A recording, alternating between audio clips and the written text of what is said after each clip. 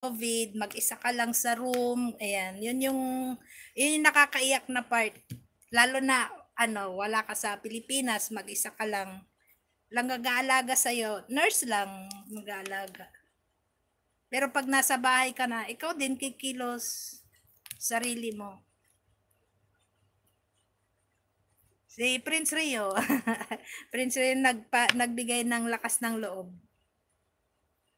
Yes. Yes, kaya ko nga nakilala sila MJ. Yun yung time na na ako, recovery na ako noon. Yung nakalabas na ako sa hospital. Kahit tanong mo sa kanila, yung buhok ko noon parang lalaki. Ano yun siya kasi hinabol yung paglalagas ng buhok ko. Oo. 7 yata yung buhok ko noon eh. Hindi ko maintindihan kung anong klaseng yung buhok ko dati. Tapos payat ako ng itim, syempre sa gamutan, sa radiation, ayan. Doon ko sila nakilala. Tapos hindi pa sila monetize noon, sila mag-asawa.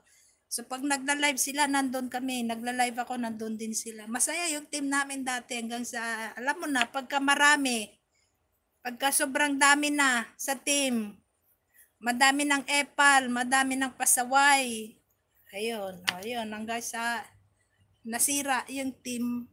Ayun, kanya-kanya na.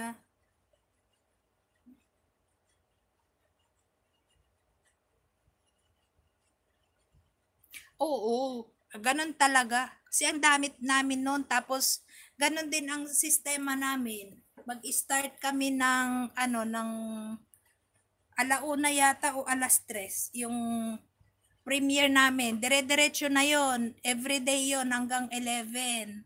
Yung iba naman kasi, syempre, lalo na pagka trabaho, tapos pag may nag-premiere, hindi ka nakapunta, magre-replay ka, yung iba sinasabi, ito namang taong to, panay na lang replay, hindi naman nag-ano, tapos magpapalista, ganyan-ganyan, bla bla. Ganun ba yung nangyari?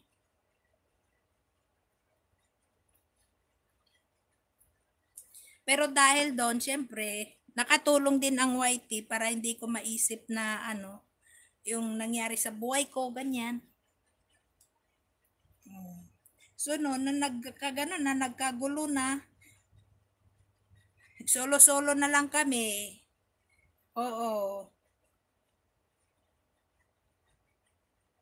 Tapos bumalik na rin ako sa trabaho ko. Morning shift na ako noon. Kasi di pa ako pwede sa panggabi. Bawal pa sa akin. Morning shift. Ang nagpapagising sa akin sila mag-asawa. Ayan. Sama pa nila sino ba yun? Si Edmond. Hindi ko na yun nakikita. Yung laging bakla pag nagpapakonti sila ng sayaw. Ngayon, wala na rin yun. Hindi ko na siya nakikita. Tumigil na rin yata.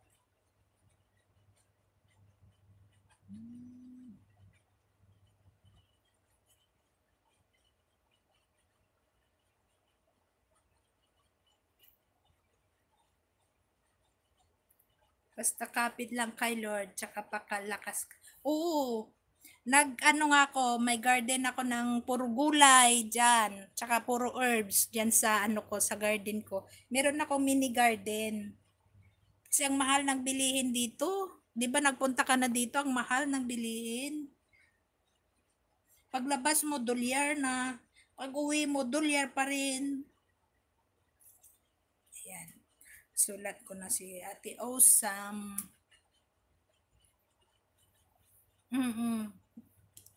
Tapos yung last na medical results ko, talagang clear na siya. Wala na. Wala nang traces dun sa O, 'di ba? Kasi yung tubig namin dito ini-import din namin sa Malaysia, yung tubig. Tapos nililinis lang namin dito kaya mahal pa rin. Magbisan ka si Haggard o kauuwi mo pa lang. Iniintay ko yung live mo kanina eh. Mm. Iniintay ko yung live mo kanina.